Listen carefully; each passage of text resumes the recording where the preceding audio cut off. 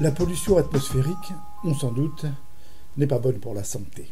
Mais encore, on va s'intéresser aujourd'hui aux particules fines, c'est-à-dire aux particules de petit diamètre inférieur à 2,5 microns.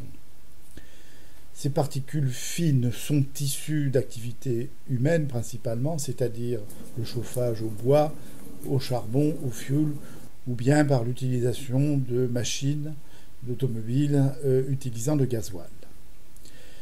Ces particules peuvent rester longtemps en suspension dans l'air, c'est-à-dire de 1 jour à 1 semaine selon leur diamètre, et peuvent ainsi pénétrer assez profondément à l'intérieur et au fond des poumons. Ce sont donc les plus dangereuses. L'augmentation des accidents cardiovasculaires, des accidents cérébraux, est connue en Europe au cours des pics de pollution dans les grandes villes. Ce qui l'est moins, c'est l'impact d'un taux moyen élevé de particules fines au long cours. Or, c'est ce travail que vient de réaliser une équipe chinoise et qui vient de le publier dans une revue anglo-saxonne. En effet, plus de 90% de la population mondiale serait exposée à une médiocre qualité de l'air, c'est-à-dire un air comportant trop de particules fines en suspension, défini par l'OMS comme étant un taux supérieur à 10 microgrammes par mètre cube. La mesure du nombre de particules dans l'air ambiant a été réalisée de 2000 à 2015 avec des mesures au sol, mais aussi avec des analyses réalisées par satellite, et cela dans plusieurs régions chinoises. On voit sur cette carte en bleu les régions où la densité de particules fines est faible, et en jaune et rouge les régions où, au contraire, elle est élevée.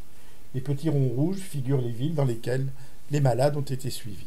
Près de 120 000 sujets ont ainsi été surveillés, chez qui ont été notés la survenue d'un accident vasculaire cérébral et sa nature. Chaque fois que la quantité de microparticules augmentait de 10 microgrammes par mètre cube, eh bien, le nombre annuel d'accidents vasculaires cérébraux, lui, augmentait de 13%. La démonstration était apportée qu'une exposition aux particules fines au long cours était nocive.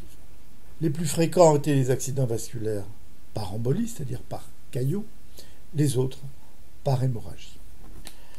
Les associations les plus fortes entre les accidents vasculaires cérébraux emboliques étaient observées chez les sujets les plus âgés. Alors pourquoi ?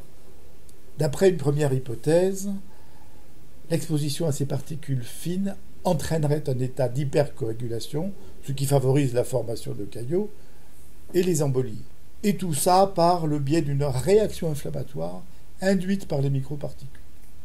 Dans une seconde hypothèse, les particules fines entraîneraient un dysfonctionnement de nos vaisseaux et fragiliseraient ainsi les vaisseaux intracérébraux. On voit bien une fois encore que d'autres travaux sont nécessaires pour proposer un traitement préventif efficace. En attendant, ne vaut-il pas mieux vivre ou passer ses week-ends à la campagne ?